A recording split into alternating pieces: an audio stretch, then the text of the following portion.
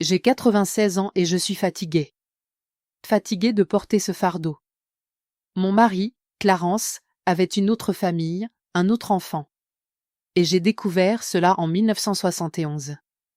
J'ai gardé ce secret pendant 53 ans. Il y a 4 semaines, cet enfant, devenu un homme de 59 ans nommé Curtis, a frappé à ma porte. Maintenant, mes enfants savent tout ce qu'était leur père. Et, honnêtement, tout ce que je suis devenue à cause de cela. Clarence et moi nous sommes mariés le 12 juin 1949 à l'église baptiste Mount Zion, sur la rive sud de Chicago. J'avais 21 ans. Lui en avait 23, et c'était l'homme le plus beau que j'ai jamais vu. Et je veux que vous compreniez que tout le monde dans cette église le savait aussi. Et c'était une partie du problème, mais nous y reviendrons. Nous avons emménagé dans une maison sur l'Anglais Avenue. La même maison où je suis assise en ce moment. La même cuisine, la même fenêtre que je regarde depuis 75 ans. Nous avons eu Robert en 51, Denise en 53, Sharon en 56 et Michael en 60. 4 enfants dans une maison de 2 chambres, et pourtant, nous avons réussi à nous en sortir. Parce que quand on est jeune et amoureux, on croit que c'est suffisant. Je vous le dis maintenant, ce n'est pas suffisant. L'amour sans honnêteté, c'est comme une belle pièce sans sol. Clarence travaillait à Wisconsin Steel, sur la rive sud-est. Pendant 31 ans, il rentrait chaque soir en sentant le feu et le métal. Il entraînait la petite ligue le samedi, était diacre à Mount Zion, le genre d'homme que les gens montraient du doigt lors des pique-niques de l'église en disant « Voici un bon homme ». Et il l'était.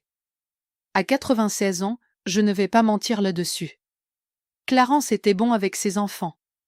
Il était bon pour le quartier, charmant, généreux, le préféré de tous. Mais savez-vous ce que j'ai appris en 96 ans sur cette terre? Les gens que tout le monde aime, parfois, ils ont tant d'amour à donner parce qu'ils le répartissent dans des endroits où ils n'ont pas à le faire. Octobre 1971. Je m'en souviens parce que Sharon était à la table de la cuisine en train de fabriquer son déguisement d'Halloween. Elle voulait être Diana Ross, et j'avais la radio allumée. Clarence devait être à une réunion des diâtres à l'église. Il avait eu beaucoup de ces réunions cette année-là. Des réunions le mardi, le jeudi, le samedi matin. Écoutez-moi bien. Je ne suis pas une idiote. Je suis beaucoup de choses, mais pas une idiote. Une femme, c'est quand l'atmosphère de sa propre maison change. Ils vous diront que vous êtes folle. Ils vous diront que vous inventez des choses, mais une femme sait. Ne laissez personne vous dire le contraire. J'ai fouillé dans les poches de sa veste. Après 22 ans de mariage, je ne l'avais jamais fait. Et je n'en suis pas fière, mais je l'ai fait. J'ai trouvé une photo, un petit garçon, peut-être 5 ou 6 ans, debout devant un bâtiment en briques que je ne reconnaissais pas. Au dos, de l'écriture de Clarence, Curtis, 6 ans, avril 1971. Je n'ai pas crié. Je n'ai rien jeté. Je me suis assise à la table de la cuisine, en face de Sharon et de sa petite perruque de Diana Ross, et j'ai regardé cette photo en réfléchissant très calmement. Donc, voici ce que 22 ans de mariage vous apporte.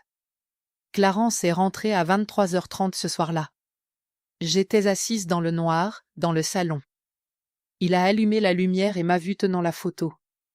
Son visage s'est effondré, comme si un mur s'écroulait sous mes yeux. Il n'a même pas essayé de nier. Il a dit, « Pearl, laisse-moi t'expliquer. » J'ai répondu, « Tu as une seule chance, Clarence. » Une seule. Elle s'appelait Vera Simmons. Elle vivait sur Pulaski Road, sur la rive ouest. Il la voyait depuis 1964, depuis 7 ans. Curtis était né en 1965.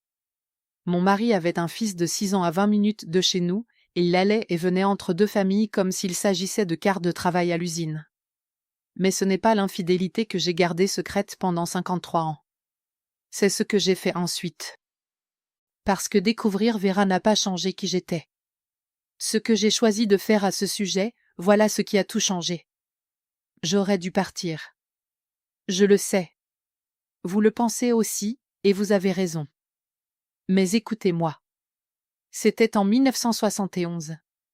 J'avais 43 ans, avec 4 enfants âgés de 11 à 20 ans. Je n'avais pas de travail. Clarence ne voulait pas que je travaille. Et comme une idiote, je l'ai écoutée. Pas d'argent à moi. La maison était à son nom. Et dans notre communauté, dans notre église, si Pearl Davis divorçait de Clarence Davis, savez-vous ce qu'ils auraient dit? Ils auraient dit, elle n'a pas su garder son mari. Ils auraient dit, il doit y avoir un problème chez elle. C'était comme ça. Peu importe si ça ne vous plaît pas. C'était comme ça. Alors, je suis restée. Mais j'ai posé des conditions. J'ai dit à Clarence qu'il devrait mettre cette maison à mon nom. Qu'il devrait verser $200 chaque mois sur un compte à mon nom uniquement. Et qu'il ne reverrait jamais cette femme ni cet enfant. Sinon, je me lèverais un dimanche matin à l'église baptiste Mount Zion et je dirais à chaque personne assise sur ces bancs exactement quel genre de diacre ils avaient. Clarence a pleuré, s'est mis à genoux sur ce sol même, a accepté tout ce que je demandais, et je l'ai cru à nouveau. À 96 ans, je peux vous dire que la chose la plus dangereuse au monde est une femme qui veut croire son mari. Nous nous convainquons de n'importe quoi. Je suis devenue une femme différente après cette nuit-là. Je sais que mes enfants l'ont senti. Je suis devenue dure. Je surveillais tout, chaque appel téléphonique, chaque soirée, chaque dollar. J'ai dirigé cette maison comme une gardienne de prison, parce que j'avais peur que si je clignais des yeux, tout s'effondre à nouveau. Mes enfants ne comprenaient pas pourquoi leur mère était toujours en colère, toujours méfiante, toujours froide. Robert m'a un jour dit en face, il avait peut-être 12 ans, c'est papa qui maintient cette famille unie, pas toi. À 12 ans. J'avais envie de le prendre par les épaules et de lui dire, tu n'as aucune idée de ce que je maintiens uni. Mais j'ai simplement répondu, va faire tes devoirs. Denise est celle qui m'a le plus blessée, sans même le savoir. Elle avait 19 ou 20 ans, elle se préparait à sortir quelque part. Nous nous sommes disputés pour une petite chose, sa jupe, je crois, et elle m'a regardé droit dans les yeux et a dit, « Maman, pourquoi es-tu si méchante ?» Papa ne se comporte jamais comme ça. Qu'est-il arrivé à la femme que tu étais? Comme si j'avais choisi cela un matin en me réveillant.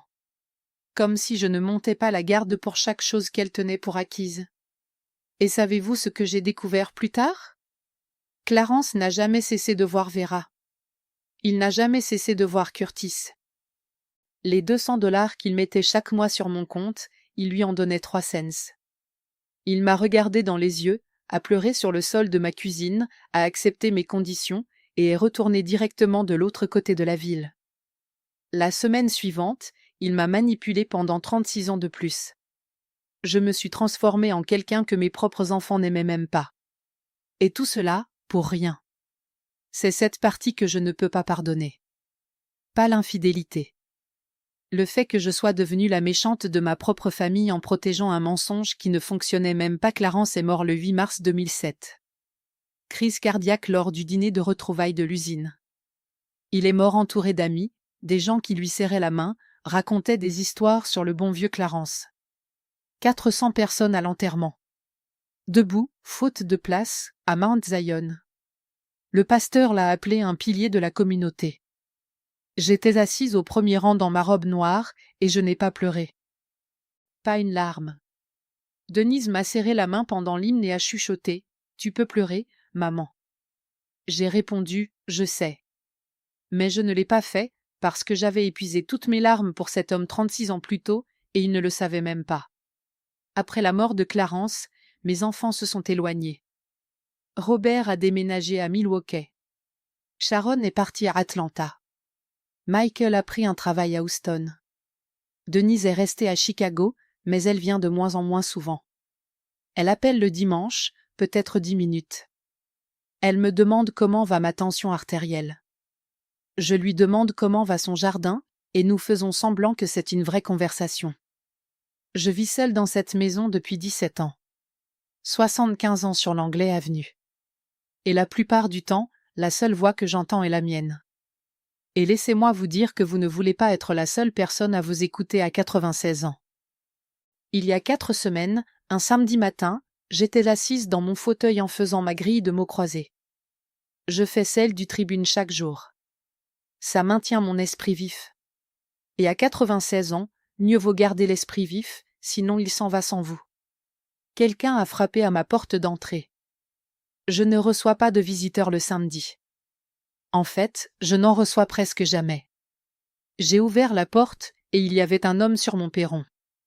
59 ans, taille moyenne, les tempes grisonnantes. Et avant même qu'il n'ouvre la bouche, j'ai su exactement qui il était, parce qu'il avait les yeux de Clarence. Ce brun profond, ces petites rides au coin des yeux. Il ressemblait à Clarence le jour où je l'ai épousée. Debout sur mon perron, portant le visage de mon mari, il a dit « Madame, je m'appelle Curtis Simons.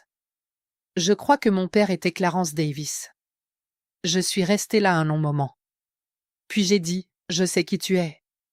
Entre. » Curtis s'est assis à ma table de cuisine, la même table où j'avais trouvé cette photo 53 ans plus tôt, et il m'a tout raconté. Vera est morte en 2015. Clarence leur rendait visite régulièrement jusqu'au jour de sa mort.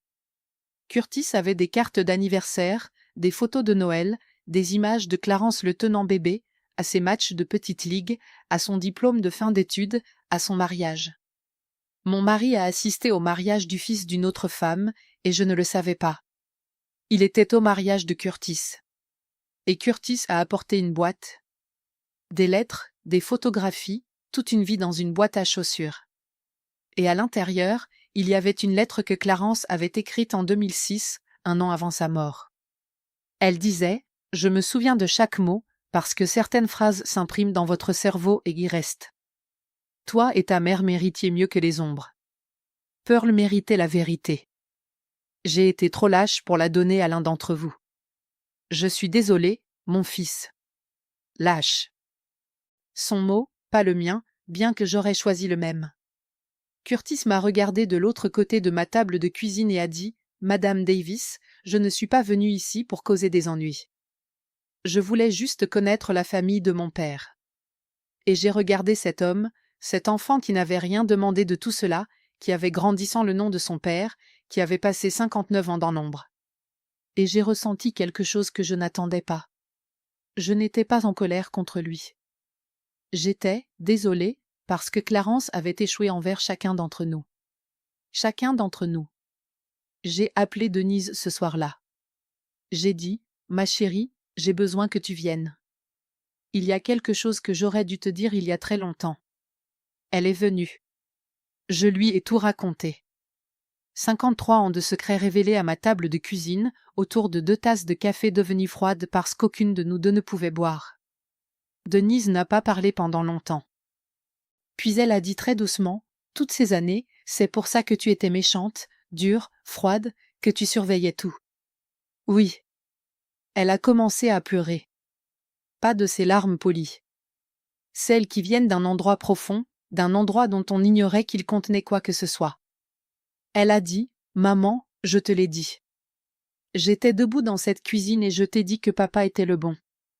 Je te l'ai dit en face. » J'ai répondu, « Je sais, ma chérie. » Elle a dit, « Pourquoi ne nous as-tu pas dit la vérité ?»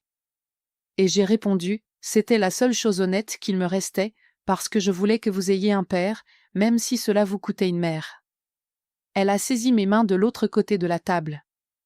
Ma fille n'avait pas tenu mes mains depuis, je ne peux même pas vous dire combien d'années. Elle s'est accrochée comme si j'allais disparaître. Robert a appelé le lendemain depuis Milwaukee. Il était silencieux, ce qui n'est pas du tout son genre. Il a dit, « Maman, je te dois des excuses. J'ai passé 40 ans à penser que tu étais le problème. » J'ai répondu, « Tu étais un enfant, Robert. Les enfants croient ce qu'ils voient. » Il a dit, « Je ne suis plus un enfant, et je suis désolé. » Celui-là, je l'ai senti. Sharon a pleuré au téléphone pendant 40 minutes d'affilée. Elle n'arrêtait pas de dire, « Maman, tu aurais dû le quitter. » Et vous savez quoi? Elle a raison. Elle a absolument raison. Mais il y a une différence entre avoir raison et pouvoir agir. Et j'aimerais que plus de gens comprennent cela. Michael n'a pas rappelé. Il a 64 ans maintenant. Il vit à Houston. Il a toujours été le fils de Clarence. Il suivait son père comme une ombre. J'imagine que découvrir la vérité doit ressembler à comme si quelqu'un avait enlevé le sol sous la maison sur laquelle il avait construit toute sa vie. Je comprends cela. Je l'ai vécu. Mais j'ai 96 ans. Je n'ai pas le luxe d'attendre que tout le monde soit prêt. Le temps est la seule chose qui me manque presque. Denise vient maintenant tous les samedis. Elle traverse la ville et s'assoit dans cette cuisine, et nous faisons les mots croisés ensemble. Elle est vraiment mauvaise, honnêtement, mais je ne le lui dis pas. Robert descend de Milwaukee le mois prochain. Il dit qu'il amène ses petits-enfants. Je ne les ai jamais rencontrés. Je vais rencontrer mes arrière-petits-enfants pour la première fois à 96 ans. Si cela ne vous dit pas quelque chose sur ce que les secrets font à une famille, rien ne le fera. Michael appellera quand il voudra, ou il ne le fera pas. J'ai passé 53 ans à attendre qu'un homme fasse ce qu'il fallait. Je ne le referai pas l'anglais avenue, 75 ans. La même cuisine, la même fenêtre. Mais quand Denise me tient la main le samedi, je ne suis plus la méchante. Je ne suis plus la femme de Clarence. Je suis juste maman.